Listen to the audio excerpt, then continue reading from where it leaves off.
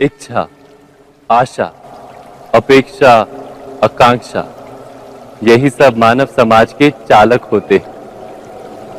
नहीं, यदि कोई आपसे पूछे कि आप कौन हैं, तो आपका उत्तर क्या होगा? विचार कीजिए।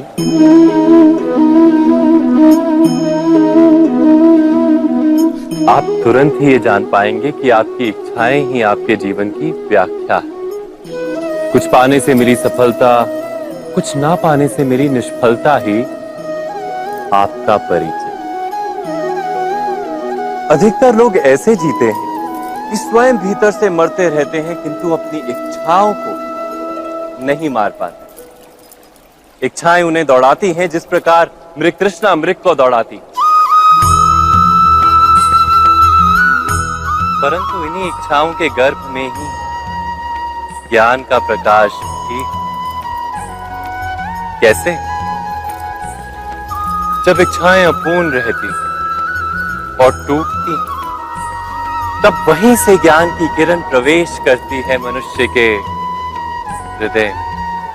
ना, ये कथा नहीं है केवल इच्छाओं के संघर्ष की, नहीं है केवल महत्वाकांक्षाओं से जन्म लेने वाले भयावह रक्तपात। ये कथा है इच्छाओं के गर्भ से उदित होते हुए ज्ञान की। मैं वासुदेव कृष्ण आप सभी को निमंत्रण देता हूं इस यात्रा पे चलने का, जो जीवन का मर्म सिखाएगी, मनुष्य का धर्म सिखाएगी, कीचड़ से उठकर कमल बनने का कर्म सिखाएगी। और इस यात्रा का नाम है महाभारत।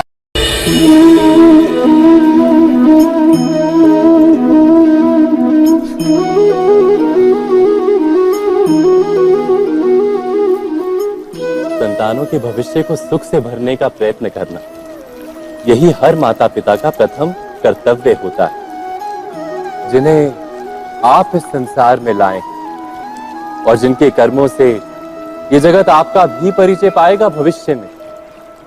उनके भविष्य के सुख की योजना करने से अधिक महत्व और हो भी क्या सकता है। किंतु सुख और सुरक्षा, क्या ये मनुष्य के कर्मों से प्राप्त नहीं होते?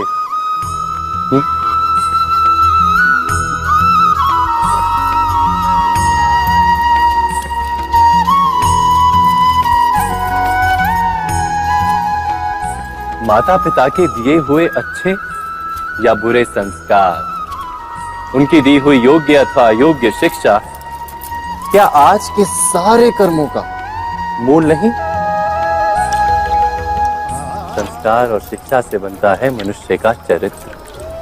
अर्थात माता पिता अपनी संतानों का जैसा चरित्र बनाते हैं, ऐसा ही बनता है उनका भविष्य।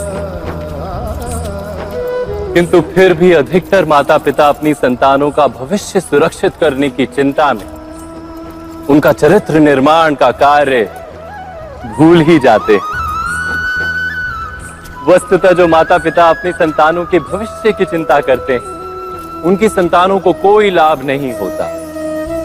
किंतु जो माता पिता अपने संतानों के भविष्य की नहीं, उनके चरित्र का निर्माण करते हैं, उन संतानों की प्रशस्ति समस्त संसार करता है। स्वयं विचार कीजिए।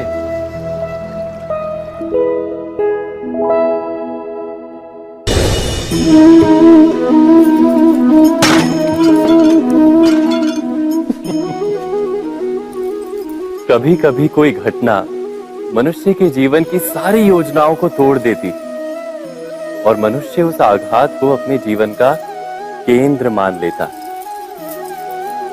पर क्या भविष्य मनुष्य की योजनाओं के आधार पर निर्मित होते हैं? नहीं। जिस प्रकार किसी ऊंचे पर्वत पर सर्वप्रथम चढ़ने वाला उस पर्वत की तलाई में बैठकर जो योजना बनाता है, क्या वही योजना उसे उस पर्वत की चोटी तक पहुंचाती है? नहीं। वास्तव में वो जैसे जैसे ऊपर चढ़ता है वैसे वैसे उसे नई नई चुनौतियां, नई नई विडंबनाएं, नए नए अवरोध मिलते हैं। प्रत्येक पद पर वो अपने अगले पद का निर्णय करता है। प्रत्येक पद पर उसे अपनी योजनाओं को बदलना पड़ता है। कहीं पुरानी योजना उसे खाई में ना ढकेल दे। वो पर्वत को अपने योग्य नहीं बना पाता, केवल स्वयं को पर्वत के योग्य बना सकता है। क्या जीवन के साथ भी ऐसा ही नहीं? जब मनुष्य जीवन में किसी एक चुनौती को, एक अवरोध को अपने जीवन का केंद्र मान लेता है, अपने जीवन की गति को ही रोक देता है, तो वो अपने जीवन में सफल नहीं बन पाता और ना ही सुख और शांति प्राप्त कर पाता। अर्थात जीवन को अपने योग्य बनाने के बदले स्वयं अपने को जीवन के योग्य बनाना ही सफलता और सुख का एकमात्र मार्ग नहीं। स्वयं विचार कीजिए।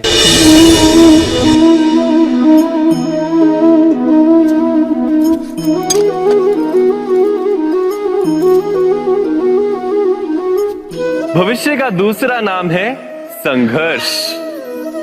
हृदय में आज इच्छा होती है और यदि पूर्ण नहीं हो पाती तो हृदय भविष्य की योजना बनाता है। भविष्य में इच्छा पूर्ण होगी ऐसी कल्पना करता रहता है, किंतु जीवन ना तो भविष्य में है ना अतीत में।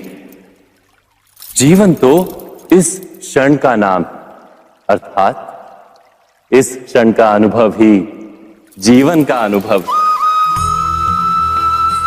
पर हम ये जानते हुए भी इतना सा सत्य समझ नहीं पाते। या तो हम बीते हुए समय के स्मरणों को घेर कर बैठे रहते, या फिर आने वाले समय के लिए हम योजनाएं बनाते रहते हैं और जीवन जीवन बीत जाता है।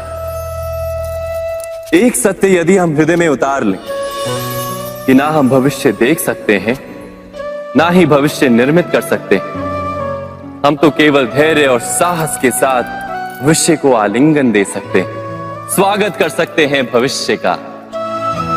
तो क्या जीवन का हर पल जीवन से नहीं भर जाएगा? स्वयं विचार कीजिए।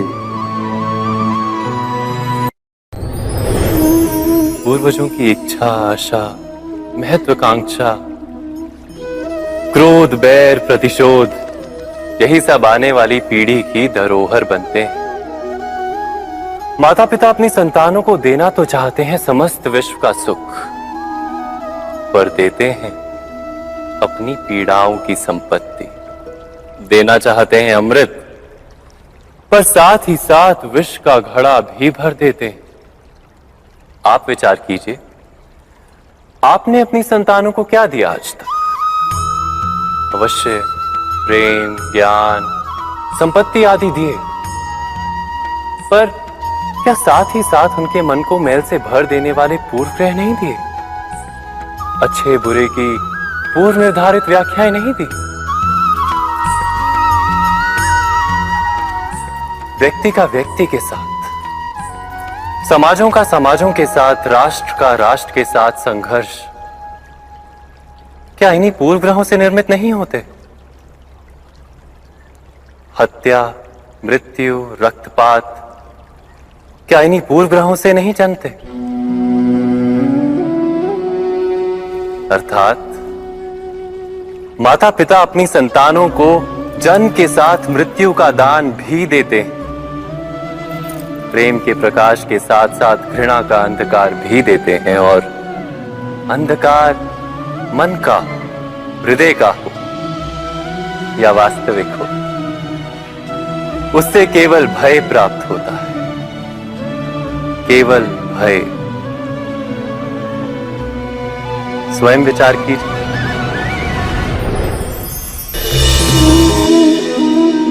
मनुष्य के हृदय में भय का साम्राज्य रहता है सदा। कभी संपत्ति के नाश का भय, कभी अपमान का भय, कभी अपनों से छूट जाने का भय। इसीलिए भय का होना सबको स्वाभाविक ही लगता है। क्या कभी विचार किया है, जो स्थिति अथवा वस्तु भय को जन्म देती है, क्या वहीं से वास्तव में दुख आता है? नहीं, ऐसा तो कोई नियम नहीं। और सबका अनुभव तो ये बताता है कि भय धारण करने से भविष्य के दुख का निवारण नहीं होता। भय केवल आने वाले दुख की कल्पना मात्र ही है। वास्तविकता से इसका कोई संबंध नहीं है। तो क्या ये जानते हुए भी कि भय कुछ और नहीं, केवल कल्पना मात्र ही है, इससे मुक्त होकर निर्भय बन पाना क्या बहुत कठिन है? अवश्य विचार कीजिएगा।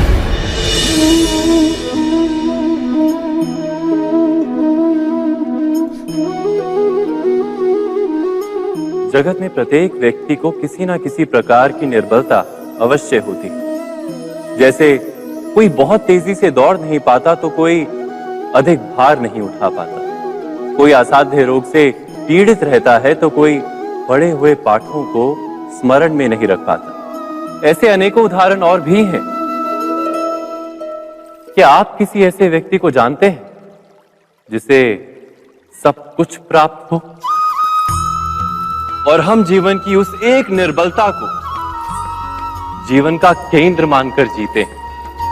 इस कारणवश हृदय में दुख और असंतोष रहता है सदा। निर्बलता मनुष्य को जन्म से अथवा संजोग से प्राप्त होती है, किंतु उस निर्बलता को मनुष्य का मन अपनी मर्यादा बना लेता है।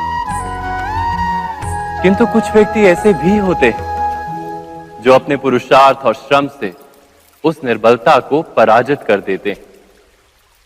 क्या भेद है उनमें और अन्य लोगों में? यह आपने कभी विचार किया है? सरल सा उत्तर है इसका।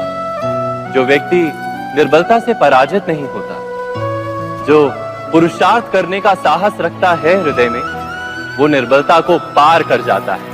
अर्थात निर्बलता अवश्य ईश्वर देता है, किंतु मर्यादा मनुष्य का मन ही निर्मित करता है। स्वयं विचार कीजिए।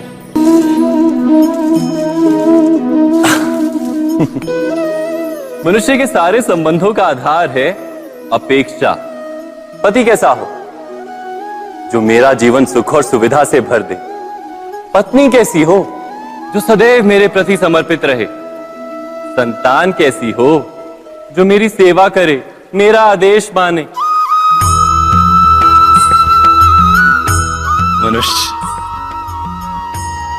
मनुष्य उसी को प्रेम भी कर पाता है जो उसकी अपेक्षा पूर्ण करता है। और अपेक्षा की तो नियति है भंग होना। कैसे? क्योंकि अपेक्षा मनुष्य के मस्तिष्क में जन्म लेती है। कोई अन्य व्यक्ति उसकी अपेक्षाओं के बारे में जान ही नहीं पाता। पूर्ण करने की प्रामाणिक इच्छा हो तब भी कोई मनुष्य किसी की अपेक्षाओं को पूर्ण नहीं कर पाता। और वहां से जन्म लेता है संघर्ष। सारे संबंध संघर्ष में परिवर्तित हो जाते। पर मनुष्य अपेक्षा को संबंध का आधार ना बनाए और स्वीकार करे केवल संबंध का आधार, तो क्या ये जीवन स्वयमेव सुख और शांति से नहीं भर जाएगा? स्वयं विचार कीजिएगा।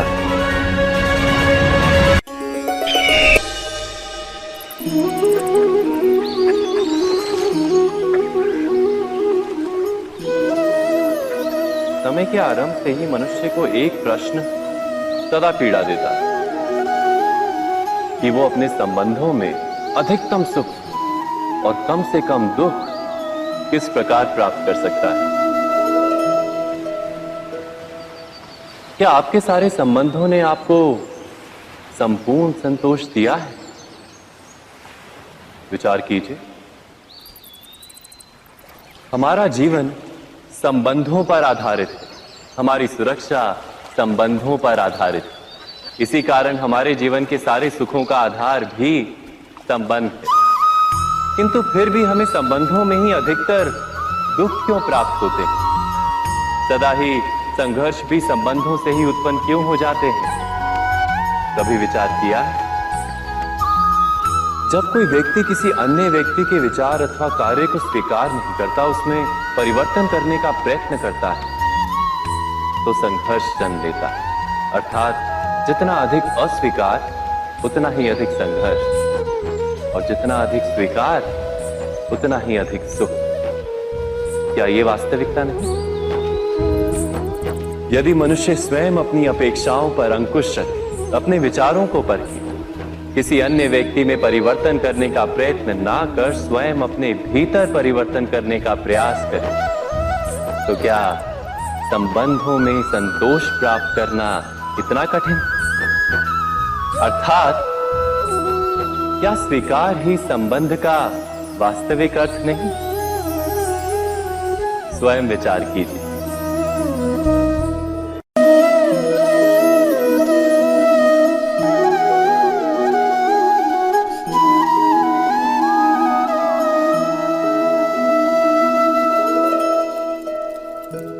जब किसी व्यक्ति को किसी घटना में अन्याय का अनुभव होता है, तो वो घटना उसके अंतर को झकझोर देती है।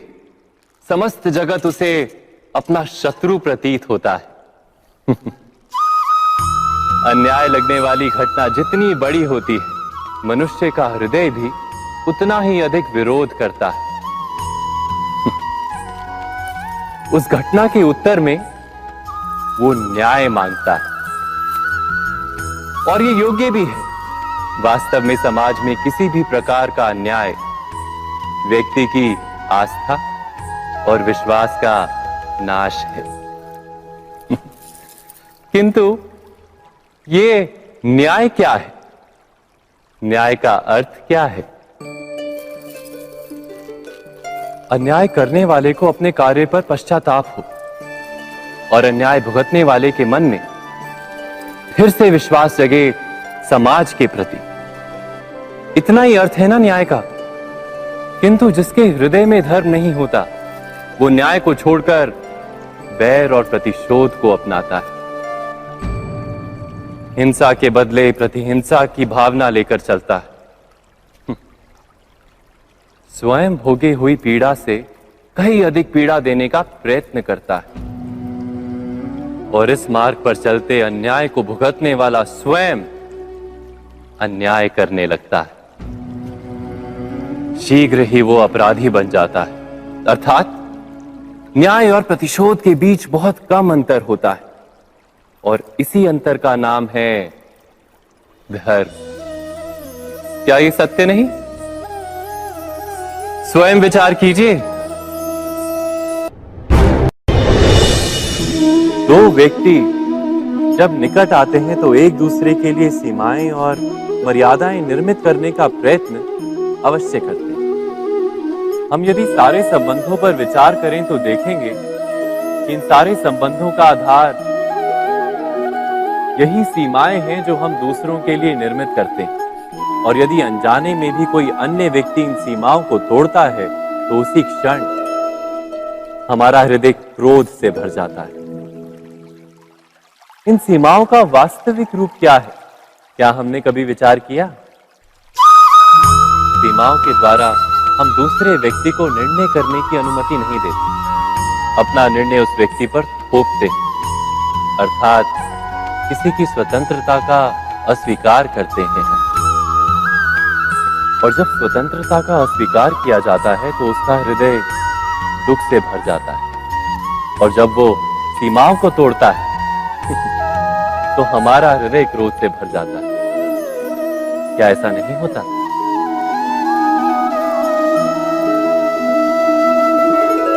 पर यदि एक दूसरे की स्वतंत्रता का सम्मान किया जाए तो किसी मर्यादाओं या सीमाओं की आवश्यकता ही नहीं होती। अर्थात जिस प्रकार स्वीकार किसी संबंध का देह है, क्या वैसे ही स्वतंत्रता किसी संबंध की आत्मा नहीं? स्वयं विचार कीजिए।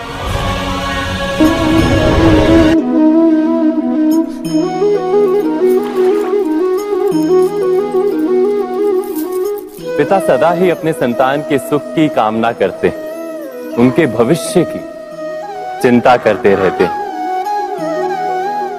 इसी कारणवश सदा ही अपने संतानों के भविष्य का मार्ग स्वयं निश्चित करने का प्रयत्न करते रहते हैं। जिस मार्ग पर पिता स्वयं चला है, जिस मार्ग के कंकर पत्थर को स्वयं देखा है, मार्ग की छाया, मार्ग की धूप को स्वयं जाना है, उसी मार्ग पर उसका पुत्र भी चले, यही इच्छा रहती है हर पिता की। निस्संदेह उत्तम भावना है ये, किंतु 3 प्रश्नों के ऊपर विचार करना हम भूल ही जाते हैं। कौन से प्रश्न? प्रथम प्रश्न, क्या समय के साथ प्रत्येक मार्ग बदल नहीं जाते? क्या समय सदा ही नई चुनौतियों को लेकर नहीं आता? तो फिर बीते हुए समय के अनुभव नई पीढ़ी को किस प्रकार लाभ दे सकते हैं? दूसरा प्रश्न, क्या प्रत्येक संतान अपने माता पिता की छवि होता है? हाँ, संतानों को संस्कार तो अवश्य माता पिता देते हैं, किंतु भीतर की क्षमता तो ईश्वर देते हैं। तो जिस मार्ग पर पिता को सफलता मिली है, विश्वास है कि उसी मार्ग पर उसकी संतानों को भी सफलता और सुख प्राप्त होगा। तीसरा प्रश्न, क्या जीवन के संघर्ष और चुनौतियां लाभकारी नहीं होती? क्या प्रत्येक नया प्रश्न एक नए उत्तर का द्वार नहीं खोलता? तो फिर संतानों को नए नए प्रश्नों, संघर्षों और चुनौतियों से दूर रखना, ये उनके लिए लाभ करना कहलाएगा या हानि पहुंचाना? अर्थात जिस प्रकार संतान के भविष्य का निर्माण करने के बदले उसके चरित्र का निर्माण करना श्रेष्ठ है, वैसे संतानों के जीवन का मार्ग निश्चित करने के बदले उन्हें नए संघर्षों के साथ जूझने के लिए मनोबल व ज्ञान देना अधिक लाभदायक नहीं होगा? स्वयं विचार कीजिए। सबके जीवन में ऐसा प्रसंग अवश्य आता है कि सत्य कहने का निश्चय होता है हृदय में, किंतु मुख से सत्य निकल नहीं पाता। कोई भय मन को घेर लेता है। किसी घटना अथवा प्रसंग के बारे में बात करना या फिर स्वयं से कोई भूल हो जाए उसके बारे में कुछ बोलना, क्या ये सत्य है? नहीं, ये तो केवल तथ्य है। अर्थात जैसा हुआ था वैसा केवल बोल देना सामान्य सी बात है। किंतु कभी कभी उस तथ्य को बोलते हुए भी भय लगता है।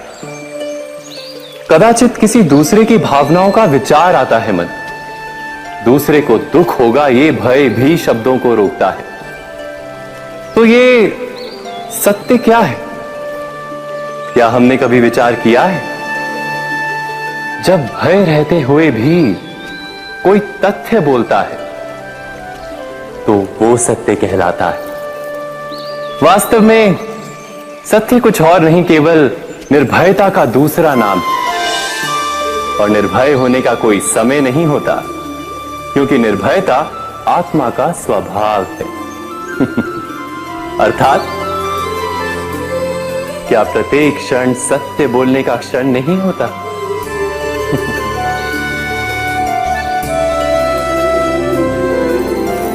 स्वयं विचार कीजिए। जब भी किसी की आशा और इच्छा भंग होती है तो उसका हृदय क्रोध से भर जाता है। जिस व्यक्ति को वो अपना अपराधी समझता है उसे दंड देने का प्रयत्न करता है। पर क्या हमारी इच्छा या आशा का भंग होना क्या सदा ही किसी का अपराध होता है? इच्छाओं के अपूर्ण रहने के तो कई कारण हो सकते हैं। कुछ तो संजोग के कारण अधूरी रह जाती हैं और कुछ नियति के कारण। और कभी कभी इच्छाओं का स्वरूप ही ऐसा होता है कि वो पूर्ण नहीं हो पाती। बिना परिस्थिति पर विचार किए किसी को अपराधी मान लेना न्याय नहीं, प्रतिशोध है। न्याय का आधार तो दया है, करुणा है, और प्रतिशोध का आधार क्रोध, अहंकार। अर्थात हृदय में करुणा धारण किए बिना किसी के अपराध के विषय में विचार करना, किसी को दंड देना क्या अपने आप में ही अन्याय नहीं? स्वयं विचार कीजिए।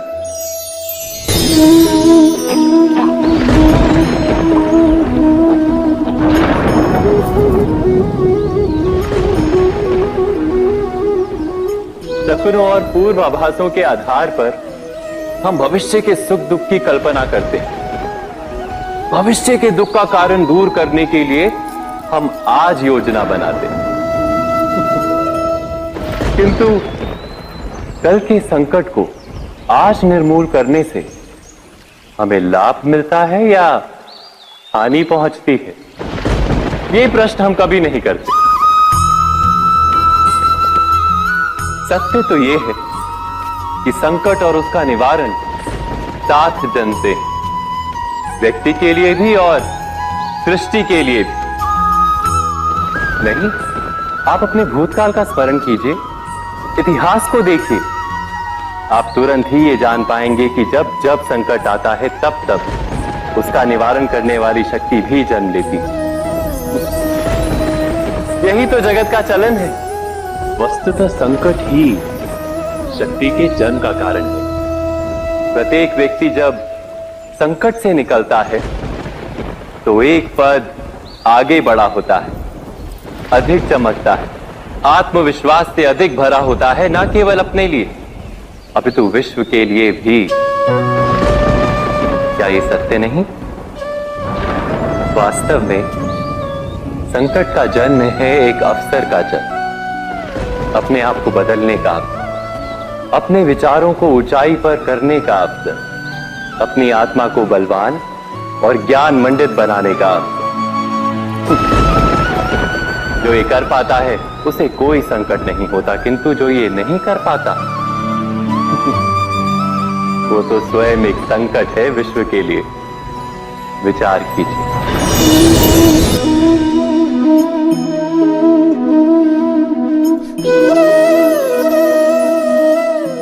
परंपरा में धर्म बसता है और परंपराएं ही धर्म को संभालने का कार्य करती हैं, ये सत्य है। पर क्या केवल परंपरा ही धर्म है? विचार कीजिए।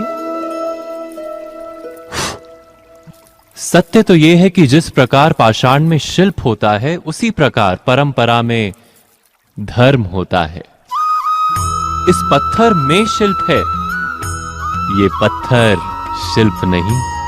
शिल्प को उजागर करने के लिए उसे तोड़ना पड़ता है, अनावश्यक भागों को दूर करना पड़ता है। ठीक उसी प्रकार परंपराओं में धर्म ढूंढना पड़ता है। जिस प्रकार इंद्र पूजा की परंपरा को तोड़कर गोवर्धन पूजा का धर्म ना ढूंढा जाता तो यादवों को उनकी मुक्ति का मार्ग नहीं मिल पाता। अर्थात परंपरा को पूर्णता छोड़ देने वाला धर्म से वंचित रह जाता है और परंपरा का अंध अनुकरण करने वाला भी धर्म को प्राप्त नहीं कर पाता। कहते हैं हंस के पास नीर क्षीर विवेक होता है। दूध में मिले पानी को छोड़कर केवल दूध ही ग्रहण करता है। तो क्या सच्चा धर्म प्राप्त करने के लिए हृदय में ज्ञान से जन्मा विवेक आवश्यक है? और ऐसे विवेक के बिना जिसे धर्म मान भी लिया जाए, जो वास्तव में धर्म ना भी हो, ऐसा भी तो हो सकता है। स्वयं विचार कीजिएगा।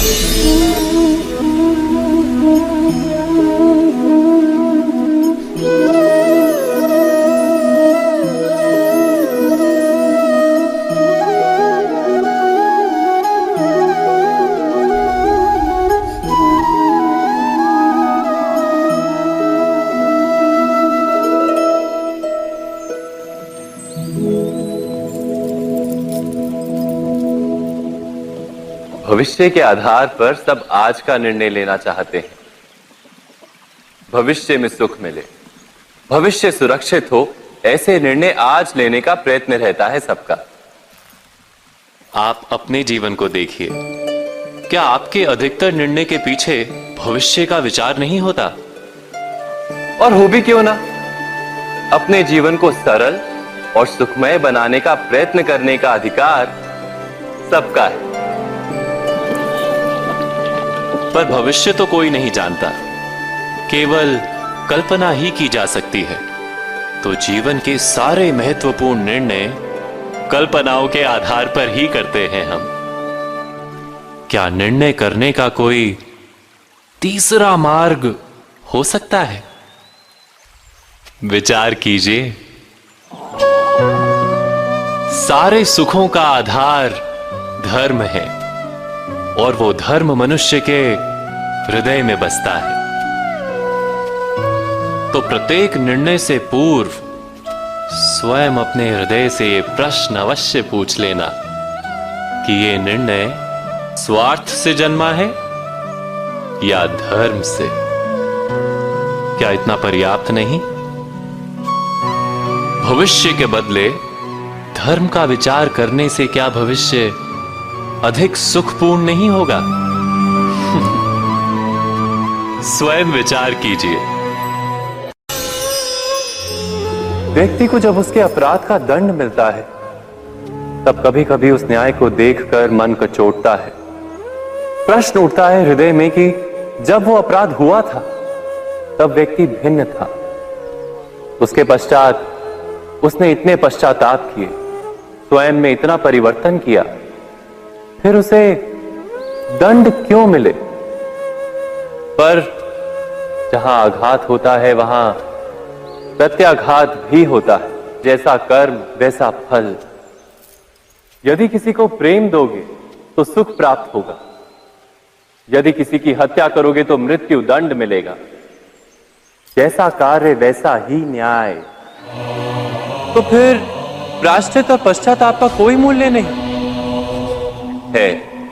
अवश्य है मूल्य। प्रायश्चित और पश्चाताप मनुष्य की आत्मा को बलवान करता है। आने वाले दंड को स्वीकार करने के लिए मनुष्य को तैयार करता है। अर्थात बिना प्रायश्चित के दंड स्वीकार करने का कोई मूल्य है? स्वयं विचार कीजिए।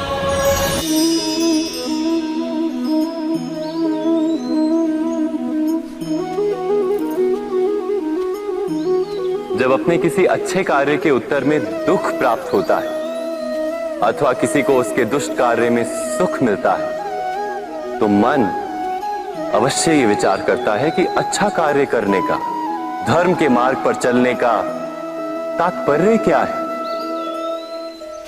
पर दुष्ट आत्मा को क्या प्राप्त होता है, ये भी देखिए। दुष्टता करने वाला हृदय सदा चंचल रहता है, अकुलाता रहता है। मन में सदा नए नए संघर्ष उत्पन्न होते हैं। अविश्वास उसे जीवन भर दौड़ाता है। क्या ये सुख? जबकि धर्म पे चलने वाले, अच्छा कार्य करने वाले, सच्चरित्र व्यक्ति का हृदय शांत रहता है। परिस्थितियां उसके जीवन के सुख में बाधा नहीं बनती।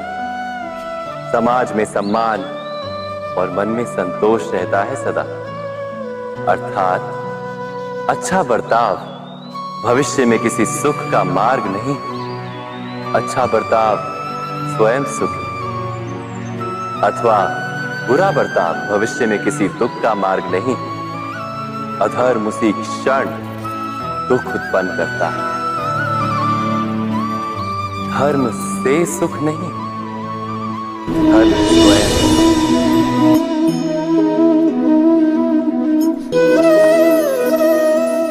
सत्ता की लालसा सबके हृदय को घेरे रहती है। प्रत्येक व्यक्ति अपना एक राष्ट्र निर्मित करने का प्रयत्न अवश्य करता है। फिर वो राष्ट्र कुरु राष्ट्र की भांति बहुत बड़ा हो या फिर अपने परिवार तक सीमित हो, वो सत्ता प्राप्त करने का प्रयास अवश्य करता है। किंतु सत्ता का वास्तविक रूप क्या है? क्या हमने कभी विचार किया है? एक मनुष्य जितने अधिक लोगों के जीवन को प्रभावित कर सके, जितने अधिक लोगों के जीवन की स्वतंत्रता पर अंकुश रख सके, उतनी ही अधिक सत्ता का अनुभव करता है वो। सत्ता का वास्तविक रूप ही है अन्य के जीवन पर स्वयं का प्रभाव। किंतु क्या वास्तविक प्रभाव प्रेम, दया, करुणा और धर्म से निर्मित नहीं होता। जब भी मनुष्य कठोरता और अधर्म से सत्ता प्राप्त करने का प्रयत्न करता है, तब वो दूसरों के हृदय में विरोध अथवा विद्रोह को जन्म देता है। और परिणाम कुछ इस प्रकार। हां, कुछ समय के लिए वो स्वयं को प्रभावी और शक्तिशाली अवश्य पाता है, किंतु वो वास्तविक सत्ता नहीं। यही कारण है कि भृगु और वशिष्ठ जैसे ऋषियों की आज भी पूजा की जाती है, रावण और हिरण्यकश्यप की नहीं। इस पर तो आप विचार अवश्य करें। सत्य कहा ना।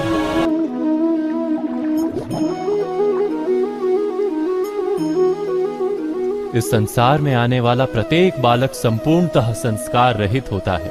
उसके अंतर पर ना किसी अच्छे संस्कार के चिन्ह अंकित होते हैं, ना ही बुरे संस्कार के। अर्थात जन्म से बालक में ना कोई गुण होता है और ना ही कोई दोष। तो ये दोष अथवा गुण किस प्रकार प्राप्त होते हैं? क्या हमने कभी विचार किया है? जो बात माता पिता के मुख से निरंतर सुनी जाती है, वही बात उनकी संतानों के हृदय का संस्कार बनती है। जैसे किसी गांव में नदी तट तक एक पगडंडी बन जाती है, केवल उस मार्ग पर बार बार चलने के कारण। अर्थात माता पिता के हृदय की इच्छाएं उनकी संतानों के हृदय का दोष अथवा गुण बनकर जन्म लेती हैं। क्या ये सत्य नहीं? पर फिर भी जब उनकी संतानों में कोई दोष दिखाई देता है, तो माता पिता आश्चर्य और दुख से भर जाते हैं। माता पिता का हृदय ये प्रश्न करता है कि उनकी संतानों में ये कुसंस्कार आए कहां से। सत्य तो यही है कि माता पिता अपनी संतानों को अनजाने में ही कुसंस्कार के बीज दे देते हैं, जो उनके संतानों की हृदय भूमि पर कुसंस्कार का वृक्ष बनकर उगता है। अर्थात अपनी संतानों को सुसंस्कारी और धर्ममय बनाने की आशा रखने वाले प्रत्येक माता पिता को प्रथम अपने हृदय की इच्छाओं पर अंकुश रखना क्या अनिवार्य नहीं?